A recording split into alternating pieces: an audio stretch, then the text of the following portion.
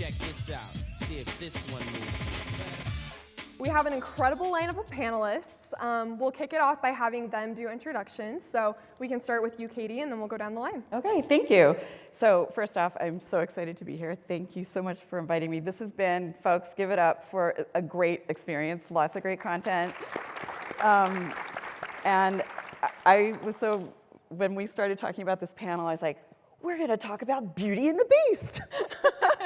So going back, and I've been doing e-commerce since the dawn of time, and I first started talking about Amazon with a boss of mine in 2002.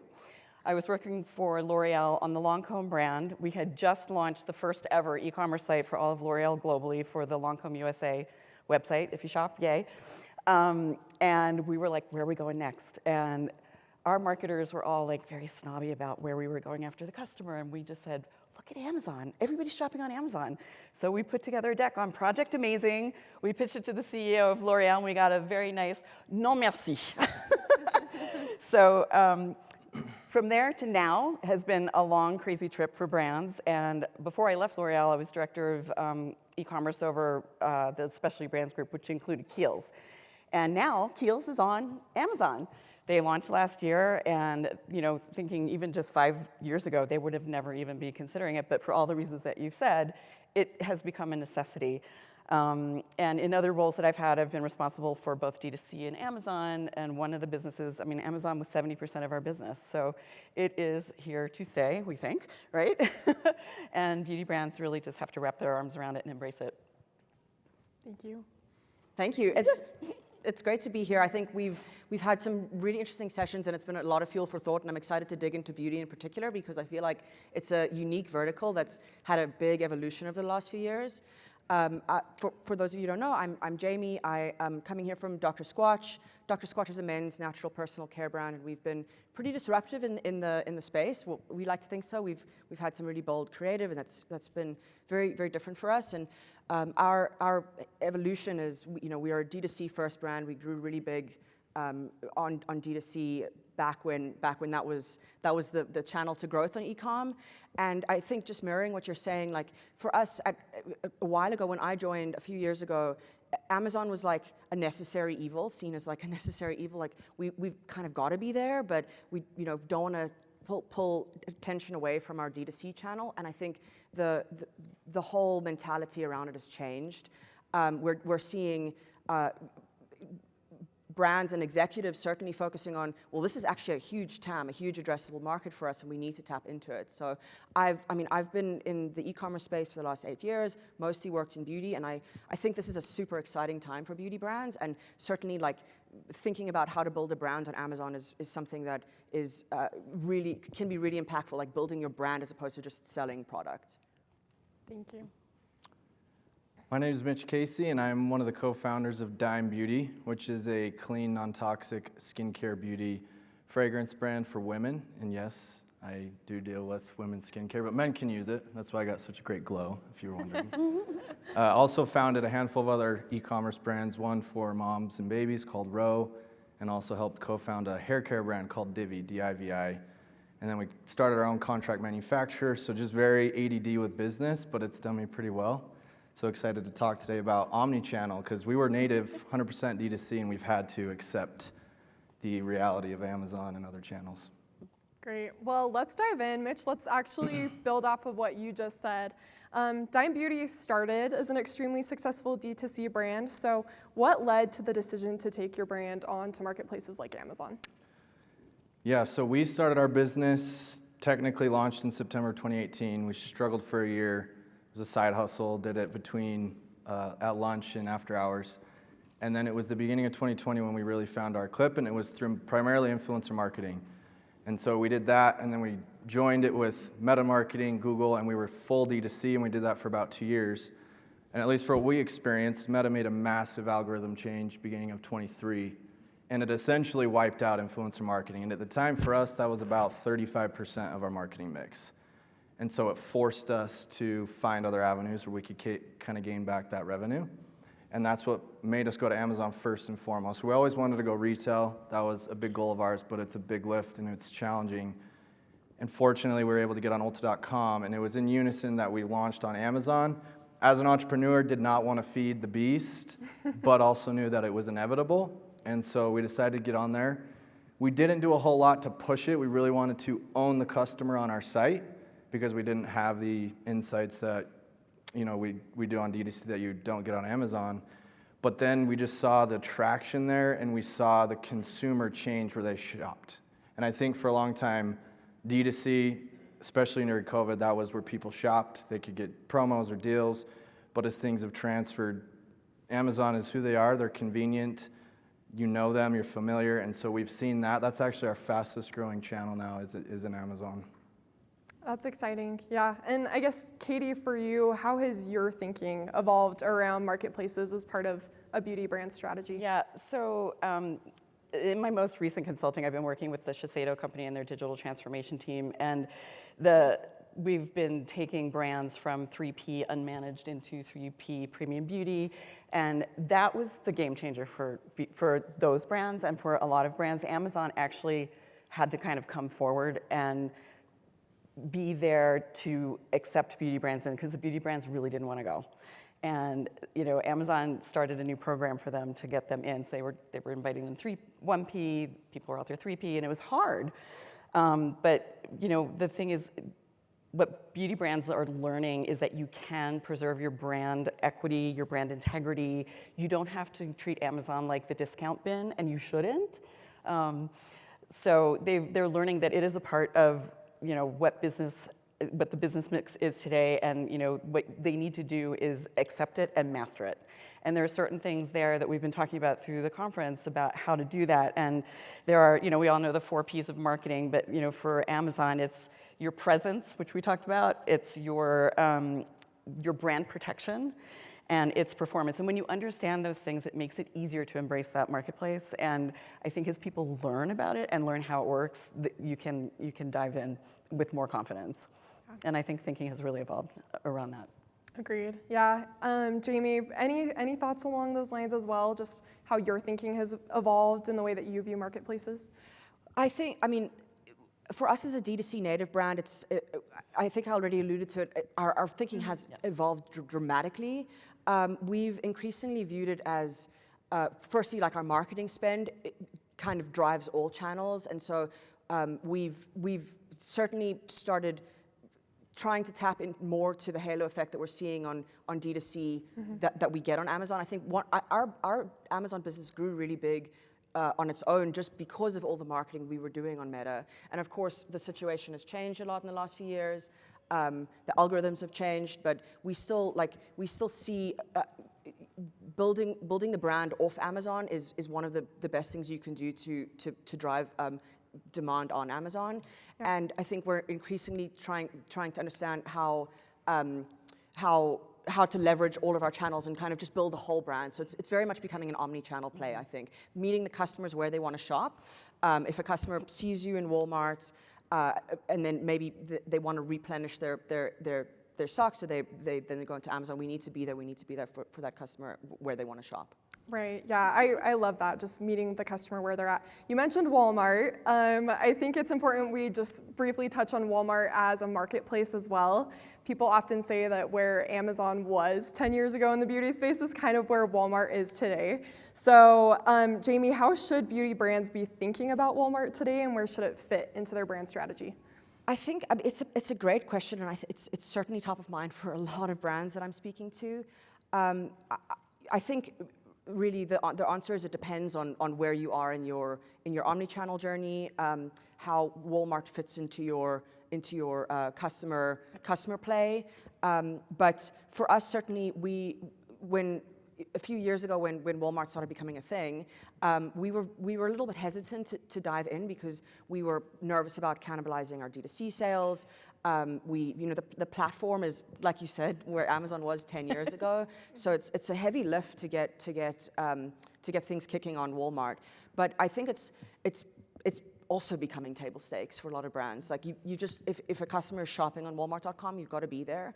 And the way that I think about it is, it may not be massive driver of revenue for you today, but we don't know what the next few years are going to look like with how where customers are going to be shopping on e-commerce. And if Walmart ends up taking off, you want to have been there early. So I think you've got to have a strategy there and be dipping your toes in, and maybe don't pull your attention away from Amazon, because that's still where the majority of the money is, but have a strategy and be testing things.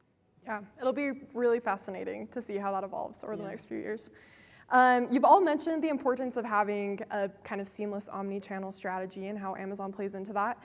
Mitch, how do you guys at Dime Beauty maintain a consistent omni-channel strategy while still leaning into marketplaces? It's a good question. And I would say that's probably our biggest question internally right now, is how do we do that in a efficient and smart manner. But to your point, for us, in the beginning days of Dime, I think anything that was shiny, we'd chase. And if we had a Walmart opportunity, we'd have taken that right away. But for us, where we're an approachable luxury brand, Walmart wouldn't make sense from like a brand perspective, right? And so for us, the ideal partner has been Ulta, and we went store-wide with them. And so now we're navigating, that's a whole different business than is Amazon, than is D2C. And before, our marketing calendar, all of our promotions were only D2C focused.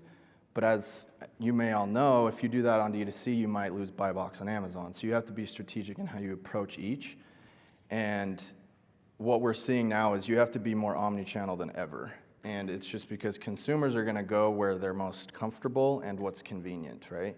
So for us, our D2C has really become, there's certain things they get through loyalty programs and or promotions, discounts based on our calendar. Amazon, more often than not, is the convenience of prime shipping. As much as we try to be competitive there, we just will never, ever match it. And so we know that that is the reality, and so we accept that. And then Ulta gives you the experience of shopping in person. You feel, you touch, and so it's a different experience for each. And for us, measurement attribution has been challenging. We're working through a few methods and tools to try and dial that in. But ultimately, what we've come down to is rather than trying to, because you don't have clear customer data in Amazon, and Ulta's even more restrictive, at least Amazon's giving us returning customer now. We're now trying to just see how many active customers do we have, and is that number growing year over year? And if it's yes, they came new customer to D2C, yes, we'll see them as a new customer on Amazon because we don't have that communication, but as long as our active customer count's growing, that's a win for us and that we're gaining more market share. Awesome, thank you. I guess this is a question to any of you, but going off of what Mitch said, customer acquisition costs are rising across the board and attribution can be really complex. How are you thinking about CAC in relation to marketplaces, and how do you approach attribution across channels to understand what's really driving performance? I'll jump in here. I think we've certainly seen our in-platform CAC on Amazon come way down over the years as we've improved our brand marketing. And I think Nate from Nomadic had a talk on this. Speaking to exactly this point where when you drive brand off Amazon, off platform, you see the benefits to your CACs on platform. So we've certainly seen that happen. I think we're a little bit agnostic, not agnostic, but we look at both metrics, right? In-platform CAC on Amazon, but also our total CAC. And one thing we've done that's been informative of our approach is run a media mix model, an MMM. It's helped us just understand how our media channels are driving our different revenue channels. And one thing that's obvious is Amazon spend drives Amazon. But you need to have the halo effect. I've already said this, you need to have the halo effect of what you're doing off platform. So I think we try to optimize it on a local level per platform, but then zoom it out and see how is our media mix driving overall growth and CAC and acquisition, even in retail. Yeah, I would agree with that. It does not live in a silo anymore. You have to be thinking holistically about your business. One of my favorite jobs was for a very tiny company called Kneipp, and we sold the best bath salts. And when I was interviewing with the company, I was talking to the general manager about, well, how do you see growth for the company? Because I'm super customer-centric and channel agnostic. And he was like, yeah, because I believe in growing the whole pie. And you're going to have the pieces of the pie that carve out, and you're going to figure out where you're making your best profit margin and things like that. But your customer is shopping in all the channels. And, like Wayne Gretzky says, chase the puck, be there for them, And I loved that mentality because it helped us grow the whole business and look at things more holistically, and then really, try to justify the costs of it in a better, more holistic way. Awesome, thank you. So Mitch, this is a question for you. In beauty, we've seen a wave of knockoffs. I'm sure you experience this all the time. And they often win on price and convenience, especially on marketplaces. How are you thinking about kind of having more brand control and defending a premium position in a space that wasn't, I guess, traditionally built for premium brands? Yeah, that's probably one of the biggest reasons why we didn't get on Amazon initially was we were scared of that with China knockoffs and what have you. So I think it just comes down to what they've mentioned is you need to have an entire omni-channel approach to where you get that brand recognition and brand awareness, and ensuring that the products that you are sending to Amazon, like we have glass packaging, which you can imagine presents its challenges, but with them in particular, right? Like we have a lot more controls on our D2C side because we do fulfillment in-house, but with them making sure the customer has a good experience, because that's one of our frustrations is you get a bad review on something that's out of your control. But I think really we also have very unique branding packaging. We, in the initial days of Dime, we did black with a gold metallic look, and everyone said, you guys are nuts, this is a male look. We said, no, it'll stand out, it'll be different, and it's worked out really well. And so I think it just comes down to, we've never had like a direct Dime knockoff. We've had reseller issues and things, which is really frustrating because you never know where it stems from. It could be they got a super good discount on a sale, they're trying to resell it for $3. Is that worth their time? I guess it is. And or from the manufacturer or what have you, right? And so it's just managing that, and we don't run Amazon in-house right now. We leverage an agency who's been really helpful in helping us to get those resellers taken down or whatever other issues we run into where there are the knockoff approach. But ultimately, I think it just comes down to establishing your branding. And as they've mentioned, the halo effect, right? Like we get a ton of traffic to Amazon when we run a D2C event. It just happens. And we've seen the same on Ulta now. When we run Ulta events, people flee to Amazon because they pay Prime and they get it in a day. So I don't know if that answers the question necessarily, but I just think establishing your brand in a holistic 360 approach is crucial. Yeah, no, I think that makes a lot of sense. Yeah, and I would wholeheartedly concur with that. I mean, you can try to copy the product, but you can't copy the brand experience. And if you're in marketplaces and you're owning and telling your brand story, you're leveraging the kinds of rich content that you can take advantage of and really putting your brand out there as the premium, definitive, authoritative, trustworthy brand and seller, you can win. Thank you. Katie, another question for you. So you've worked with several premium brands across the span of your career. How do you balance short-term performance with long-term brand building on marketplaces? Well, I think this goes back to the story I was telling about the Knight brand. It is a balance. And one of the things I had posed a question in that earlier session because I wanted to know who was in the room having the conversations about how do we do this? Because what I find is you have to get the right stakeholders in the room. You have to work incredibly collaboratively, and you all have got to, come to a position on what growth looks like for your brand and what you're willing to spend to do it.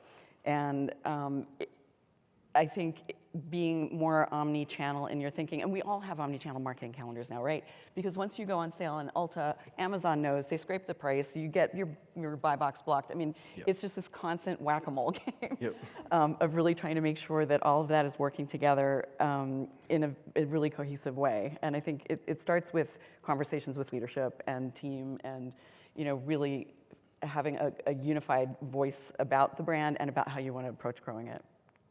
Yeah, I just mirror that. I think what we've noticed internally is, of course, we have sort of channel owners or teams that run each of our different channels, and it's been crucial for us to be extremely well synchronized. And I think ultimately it often comes down to a culture thing where you have to. Teams have to be willing to make trade-offs in terms of like, hey, this is our marketing budget for the year, but maybe it's looking like we need to shift more towards a performance channel versus a brand channel, and being able to have those conversations where you're really aligned on we're not just pushing our channel goals, we're pushing the full company growth in the short but also medium and long term. And I think having that alignment internally is crucial. And sometimes it takes education. Yeah. Like, your colleagues may not get it yet, right? Yeah. And somebody was talking about that in one of the other sessions. Educate your colleagues and bring them around to like what it is you're trying to build. And if they're not familiar with it, talk about it. I'll just add to that. We were a self-funded bootstrap business, so we didn't have the luxury of brand marketing, and we did a good enough job in the awareness marketing, so it was conversion. And my partner, he's the branding product, and I'm kind of the performance, P&L, all the things, and so there was always that tug and pull. But to your points, you have to come to an agreement, and I've come a lot further around to accepting the importance of the awareness as a whole, because yes, you may not see the returns immediately for that short-term growth, but it always circles back around and you're gaining that awareness so that you have a few less touch points in that funnel, giving you a lower CAC at some point. Okay, well, I would love to hear from each of you what some of your most effective levers for growth on marketplaces have been, whether that's AI, creative, ad strategy, just what have you seen working the most when it comes to growth? Maybe we can start with you, Mitch, and then work our way down. Per channel or just? On marketplaces specifically. Marketplaces? Okay. I would say for Amazon in particular, it's been just feeding the beast and actually spending marketing dollars. It's been very important to optimize our site and our PDPs because at a point we did not. We just had them up there, but we brought in a group and just keywords and certain things on those pages has been super important. And it's helped us to climb up on just organic rankings, which then feeds. It's just an ecosystem, right? It feeds off each other. And then from an Ulta perspective, I would say it's definitely been awareness and just having those brand awareness plays, events, the things that I had a hard time spending money on because I couldn't see the immediate return, but they're definitely important and you can see it down the road a few weeks, months later. Yeah, honestly, I couldn't agree more. Couldn't have said it better. When you launch or when you scale on Amazon, getting your listings right is of course important, but it's kind of table stakes. Mm-hmm. The big difference that we changed our ad approach last year. We moved vendors and we really dialed it in, and it just unlocked like double-digit growth, and that is just from PPC ads. Just getting those right, and we've been doing that. We've been spending a lot of money, but getting your approach right there has been a big unlock for us. And it sounds really basic, but it's actually really hard to do, to find a good media buyer who understands how to run Amazon ads. So that's certainly been like the biggest unlock in the last 2 years for us, has been dialing in paid ads, and of that mostly PPC. I think you mentioned AI. I think this is going to be the next thing, figuring out, and I'm thinking about it from two perspectives, at least two perspectives. One is, how do we resource our team effectively so that we can do more than our competitors and do it better and do it in ways that get us ahead. But also, what is the future of marketplaces going to look like? Like we're seeing LLMs as a funnel now. So like, how do I'm very top of mind for me is thinking about how do we get ahead of it. And I think if we get ahead of that now, it's probably going to be the thing that sets us apart in the next year or so. Yeah, and from the work that I've done with moving brands from just three-party unmanaged into a third-party managed situation, it's, for me, what I've seen work, just because of my recent experience, is brand control. And most spaces on Amazon don't get it like the premium beauty space can get it right now, unfortunately, sorry. But they had to really come woo beauty, and they had to figure out how to do it. And one of the things that they did was they created their 1P model so that they could work with you like a wholesaler. And then, they still had all these beauty brands out there on 3P, and they struggle because of counterfeiting and, gray market and all this stuff. So Amazon came to, their senses and created this third-party premium beauty program. And, we've been relaunching the businesses into that paradigm. And, one of the brands saw a 25x growth just because they controlled everything in the space. There were no more third-party sellers because part of the program is you pay an extra premium for them to shut it down. But then you can actually grow your brand and own it and own the whole experience and deliver that quality premium experience that you want your customers to have with your brand in the place where they want to shop. Super crucial, yeah. Thank you all. Okay, this is another question for all of you, but in your opinion, what does the future look like for beauty and personal care brands when it comes to marketplaces? What should people be on the lookout for? I'll jump in here. I think we've seen in the last few years that brand has become a moat on marketplaces. I think if any of you remember what it was like to sell or shop on Amazon back in 2020, 2021, it was just easy to launch a brand, fill a white space, and sell product. Now, more than ever, brands are leaning in. Big brands, Unilevers, P&Gs are leaning in and using this as a space to build their brand and showcase their brand. And then challenger brands are also coming in and using the platform. I love Mary Ruth's. I know it's not in the beauty space, but as an example of this, if you go look at their store page on Amazon, it is beautiful. It gives you a D2C-like experience, and I think for a customer that builds a level of trust that you don't get from just having a listing sitting on Amazon. So to me, that at least in the short term is going to continue to be crucial, and what's going to set brands apart. Yeah, agreed. Thank you. Mitch or Katie, any thoughts? What should people be on the lookout for the future? Yeah, I think it's definitely branding synergy, right? Ensuring you have the same experience for customers wherever they go so they have that level of trust. But I also think it's just adaptability and being nimble. We've had to do that as a business because we've changed our strategy and outlook multiple times. And one big one we're trying to really tackle now is TikTok shops. And that one is changing, it feels like every 5 minutes. And so I think it's just being willing to adapt and move as fast as all these new marketplaces will, because in 5 years' time, we're going to have the new Amazon and TikTok shop, right?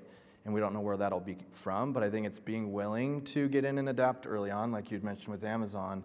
They definitely favor those that get in early, and if you can get in early, you can take advantage of the flywheel that occurs when the algorithm's favoring you and things like that. Yeah, and I have very specific thoughts about TikTok and where it could potentially go with brands behind, working with it.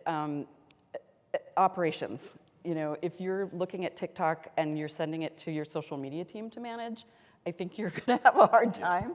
It needs to be operationalized like an Amazon business, like a marketplace business. Yep. You need to have people who know how to get the product where it needs to be and ship it, and give a good experience through that. And there are going to be, like you said, more platforms coming out. And, there's all the sexy stuff of the marketing and the brand and all that stuff. But, there's brass tacks operational things that you also need to tackle. And I think the more brands are working in this space, the more they realize that, and they pull the whole thing together, the whole flywheel, as we like to say.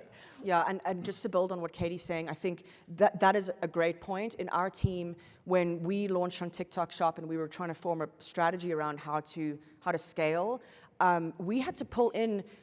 Our teams are divided into retail, D2C, and marketplaces. And this was one where we were like, no, we actually need to, we need our growth team thinking about how do you build an affiliate-driven business. And then we needed my team to figure out, well, what do you put on there? What do you put on there? How do you ship it?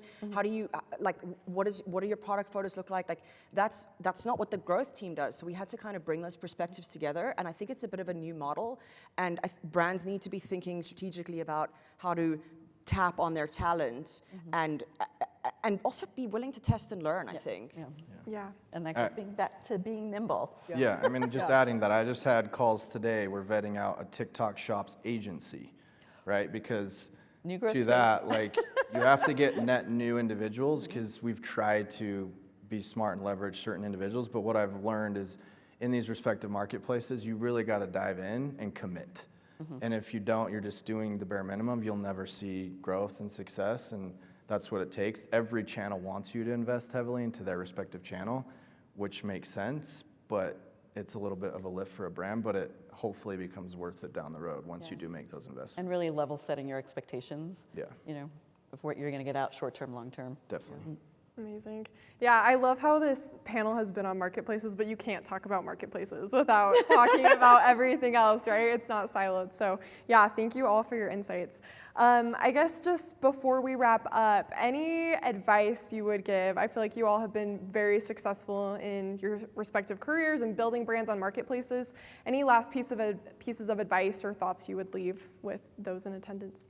You ladies got it. Don't give up. Just be relentless. Trust your data, trust your gut. It's a mix. It's data, it's gut, it's your customer input. Believe in your brand. You know, I always find I love working for brands that I already love. So that makes the work easier. But there's just, I think the trusting that instinct and going with that helps a lot. Yeah, totally. I think along with that relentless piece is also, I mean, if you think about it, most of the brands that I speak to have a dedicated marketplace team, and it's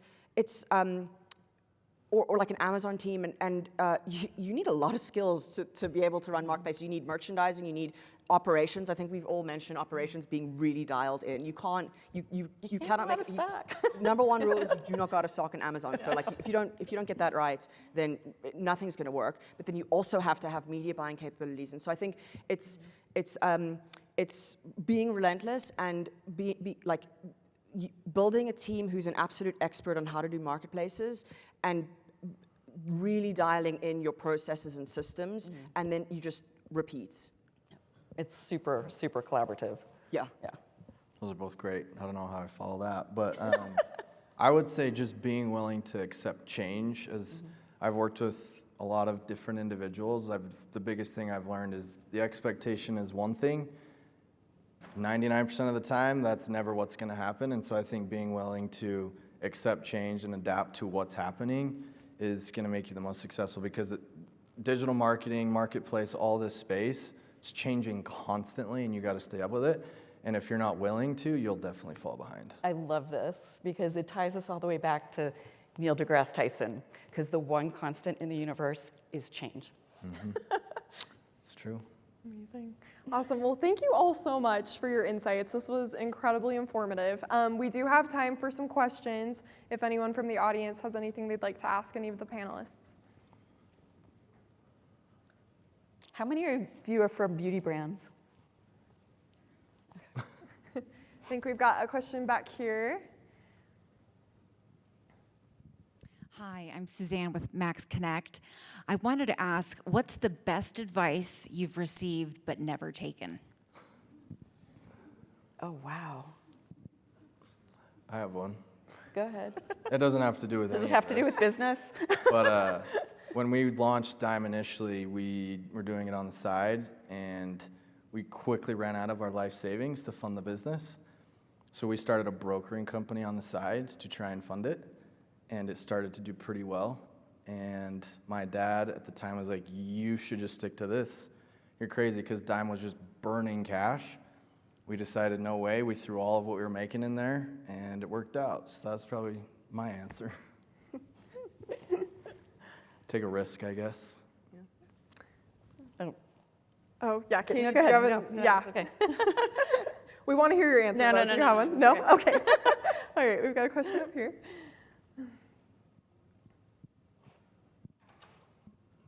How's the best way to handle customer service across all the different marketplaces? Great question. Great a big one. question. Collaboratively. I've seen brands do it a bunch of different Yeah. ways. My perspective is what works the best is to have one customer service team, and we'll get into whether like you want to outsource that or not, but one customer service team who tackles all channels. And I think what that allows you to do is have a unified messaging when a customer is saying, well, what are the ingredients in this product? You want to make sure you're delivering consistent messaging across, that there's no like holes there. Depends on what your brand is, but I think often with customer service, you don't want to be an expert on like the tactical execution of customer service. So I think that's when it becomes really important to smartly outsource to companies that do this, and then build your brand voice. Have a team that can do it outsourced, but make sure your brand voice is built into that, because those people are talking directly to your customers. Yeah. I've actually had to train customer service teams with my retail partners, and it's so important to get the brand communication right. And also, as marketers and salespeople and whatever your role may be, use that feedback loop. Those people know what's going on in the customer's mind. Talk to them. I used to work 1,000 years ago in the opera biz, and I would always go, I was in development and fundraising, and I would go to my box office people because I was like, what are they saying? I need to know. And it's the same thing in e-commerce. You want to know what your customers are saying and doing, and they're talking to your e-commerce team, your customer service teams. Yep. And they should have a very consistent experience in messaging across all of your platforms. Agreed. I don't really have anything to add to that. Thank you. Any other questions? We've got one here and one here. Hello. So my question is actually for Katie. Within the premium beauty space, what do you think are the most effective levers to pull to grow sales? So it's changing, and it's changed recently because we used to have a lot more character length to tell our story, and now Amazon is shrinking that. So again, I go back to owning your story, owning your brand experience, because that sets you up for success everywhere else. Because if you're bidding on terms and things like that, if your content isn't matching up to that and your brand positioning isn't matching up to that, you get a very disconnected and, what we said the other day, confusing experience for the customer. So leveraging everything that your brand has to tell and talk about. In the 3P premium beauty space, we originally had access to premium A+ content and premium A+ storefront kind of stuff, and now that's also starting to change, and they're giving those tools away to other brands because Amazon wants to grow, and they're seeing it work in this space, so they're unlocking the keys, they're giving the keys to the kingdom to pretty much everybody now. So it makes it harder for everybody again. So I'll be curious to see what else they come up with later as the next carrot for our brands. But use all the tools they give you. They give you great data insight tools now. They give you, email campaigns. You can talk to consumers through email. You can do the Vine program and develop, genuine reviews on the site for your customers. Use every tool that they give you.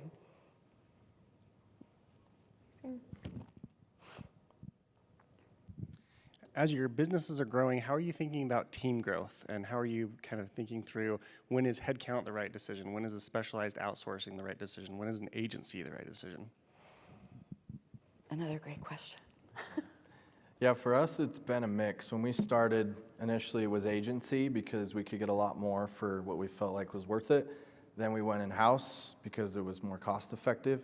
Now we went back to agency, and then now we're slowly coming back in-house. So I think it's based on the season of your business. And for us, we had a relatively junior employee base in the beginning, and we've had to level that up quite a bit, and comes with costs and bonuses and equity. And so we've had to just pick and choose on which roles we felt were the most important, would move the needle the most. And we had some insights on what % of our revenue was typically attributed to overhead for our respective industry.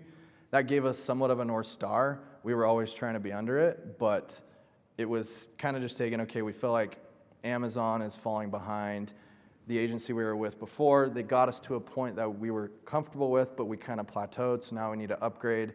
Came with some heartburn because they were more premium, but the returns have been there. So I think, at least on our end, it's just been more of a case by case on the phase of the business, and also what your cash flow is looking like and future investments needed for distribution or retail partners or what it is.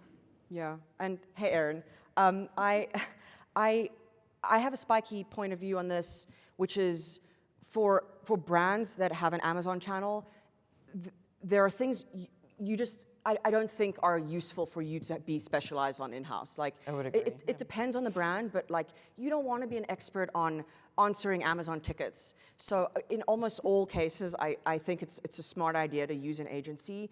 To your point, I think that changes as you scale up. You might want to bring, well, for example, like we brought some of our media buying in-house because we were like, this sits better within our team, and then we can specialize on it. But for years, we relied on an agency to do our media buying for us because they were specialists at that. I think it's being nimble, right? Like, it's like if you see, for example, at Dr. Squatch, we're looking at Walmart.com and saying like, hey, we actually really need to focus on this channel. So we're thinking about like how to add headcount there so that we have an owner for that channel. Yeah. That can execute on the merchandising and making sure all our new releases are on there. So we've had to just like do as much as we can with external help, but as soon as it becomes obvious that we need someone dedicated from the brand to focus on a specific aspect, we've thoughtfully resourced. And I think also you have to think about like, as a leader, you also have to be very hands-on. I think that really helps in a marketplace aspect. Like you need to be able to yourself do a lot of the operations, and then when you say this is pulling my focus away from the strategy, then you say we need more resourcing. I think that's a great point. Is like when it starts to pull your focus away from strategy, you really need to think hard. And just because you're outsourcing to agencies doesn't mean you're not engaged. You have to lead your agency. You have to direct them. You have to be partners with them. I've been super fortunate working with great agencies where they're actually like an extension of my own team. If you can get that experience, it's a great experience. And my teams have fought for my brand as hard as I would. Like we feed them the Kool-Aid and they follow. So I think it is a tricky balance. You definitely want people in-house who know what's going on, who can lead those outside partners. And you want your inside team learning from those outside partners. And maybe eventually, like you were saying, Mitch, you can bring certain things in-house because you've been working with the experts and now you can take some of that in-house. Maybe you chip away at it piece by piece. It's a big decision for companies. And it also depends on what kind of budgets you have to spend. Yeah. I think it's also super helpful because more often than not, agencies are so focused on that respective space, but they also have insights from other businesses too. Which is great. And so that was one of the big reasons we recently shifted is we felt stagnant on Meta. And so we wanted to go to an agency who gave us more resources, but also could give us insights on hundreds of other clients that they had. And the current concern is you don't get the same attention, but I think that's important in the vetting process. You get an agency that will be dialed and they become an extension of your team, and it's been powerful. Yeah, and I mean, having them be an extension of your team is like the thing to get right. It's really hard to assess that when you're in negotiations with a vendor. I think we all have probably experienced that. But when you can find a vendor who is truly an extension of your team, it is such a big unlock. And then to your point, it's like if you're seeing, this is why it's useful to have an agency because they have multiple data points. If you're saying, hey, it's the lead into Prime Day and my sales are looking a bit flat, like what are you seeing on other accounts? And they say, we're seeing the same thing, then it's just, it gives you that additional like comfort that you're not an outlier. Well, and this stuff is complex and it's not getting easier. Right? And you can't possibly know everything. And even just taking Amazon alone, they constantly change their algorithm. They're constantly like changing the rules of how you play the game. And just as a small brand or even a brand within a big company, you can't possibly stay on top of all of that and focus on your job. It's like we talked about pulling the focus. And agencies sometimes have that dial in at a higher level with Amazon. And if you're not in certain programs with them, you don't talk to the higher ups. And it's very hard. You're sitting there entering tickets. It's hard to get attention. And if you're partnered with a really good agency and have outsourced, they often have that kind of leverage because they work with so many brands on the platform and they can go direct and kind of champion for you. That's also another value add that sometimes you don't think about as you're going through the process, but it helps. But to like the negotiation point, it's near impossible to know how you're going to work together. So what we've started to do in the beginning days, we didn't really know what we were doing, so we'd agreed to longer contracts, and you were stuck. So we've gotten to the point now where agencies have been willing to try out a 2-3 month trial period, and if it goes great, cool, we'll extend. And I think if an agency's not willing to do that, I think that's a red light in my opinion to maybe look for another partner. Yeah, that's a great point. Great point. Great. And also, one last Yes, thing, go ahead. setting up the incentives properly. I think we've all been, like, a lot of us have experienced when an agency is incentivized on percent of ad spend, that just doesn't make sense. No. So, like, making sure the incentive structures are there for them to be motivated to grow the business. Yep. Yeah, because ad spend is not fair. Great. Well, thank you all so much for those insights. Thank you, Mitch, Jamie, and Katie. Let's give our panelists a round of applause. Good job.